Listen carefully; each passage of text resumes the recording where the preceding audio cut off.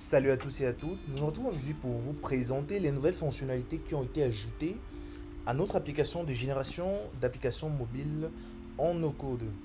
Dans mon dernier post, je vous expliquais les différentes fonctionnalités de manière textuelle qui ont été rajoutées et je vous avais évidemment, je vous avais évidemment promis une vidéo dans laquelle j'allais vous détailler visuellement tout ce qui a été fait. Alors nous voici donc au fait. Donc premièrement, ce que nous remarquons, c'est que le thème de l'application a changé des précédentes présentations. Donc j'ai trouvé un générateur de palette de couleurs en ligne où j'ai trouvé cette nuance que j'ai trouvé intéressante pour l'application. Donc je l'ai rajouté. Par la suite, nous voyons donc cette structure-ci qui est évidemment la représentation de manière donc, sous forme d'arborescence de notre structure d'application. Donc, nous voyons que image, quand je sélectionne l'image, ça sélectionne l'image sur notre interface. Le container, lui, il a une colonne qui a les différents composants. Donc, nous voyons que ce sont nos composants ici présents. Donc, faisons un petit test. Si je sélectionne par exemple ici, j'ai rajouté la possibilité de resize. Vous voyez? Donc, la possibilité de resize les composants avec notre souris. Donc, cette image-ci, et aussi sur cette arborescence ici, on va pouvoir manipuler, soit ajouter des enfants, soit ajouter un parent. Supposons que j'ai cette image-ci, je veux centrer cela. Du coup, il faudrait un composant pour centrer l'image en question. Donc, du coup, je clique ajouter un parent et je sélectionne Center. Donc, vous voyez que j'ai rajouté dans mon image, vous voyez que dans l'arborescence, on a maintenant un center qui contient l'image. Et notre image est centrée.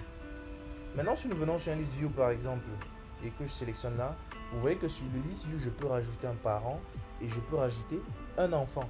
Donc, je rajoute un enfant. Sur l'enfant, je rajoute par exemple une icône. Voilà. Nous voyons que ça a rajouté une icône à la fin du list view qui a été ajoutée ici. Donc, ça, c'est ce qui concerne l'arborescence. Maintenant, nous avons rajouté plein d'autres composants. Donc, vous avez là un bouton 2, un icon button que je drag and drop là. Le icon button, lui, il va servir, on va dire, lorsqu'on va vouloir avoir un bouton de type icône cliquable dans notre application. Il va nous servir à cela. Et évidemment, dans les settings, j'ai rajouté des palettes d'icônes. Donc, en allant de matériel icône, font awesome, donc il y a une panoplie d'icônes, comme vous pouvez le constater. Là, je choisis font awesome par exemple, et je recherche Google. Voilà. Donc, vous voyez que l'icône a été remplacée. L'icône a été remplacée par Google. Ce bouton 2ci, si on le drag and drop là, voilà, nous voyons que c'est un bouton avec, avec une icône. Donc, un bouton button with icon, qui contient un row dans lequel on a une icône et un texte. Bien évidemment, vous pouvez le custom à votre guise. C'est un bouton d'abord à la base, du coup, avec l'icône par exemple. On va faire un bouton de connexion Google. Voilà. Du coup, on sélectionne Google. Ici, on change le texte. Se connecter avec Google. Et sur notre icône, on met un margin right de 20 par exemple. Voilà. Et sur notre bouton, on met un background color blanc. On met un border. Je sais que Google, c'est du bleu si je ne me trompe pas. Voilà. Donc, on met du bleu. Et ensuite, on met notre Google aussi en bleu.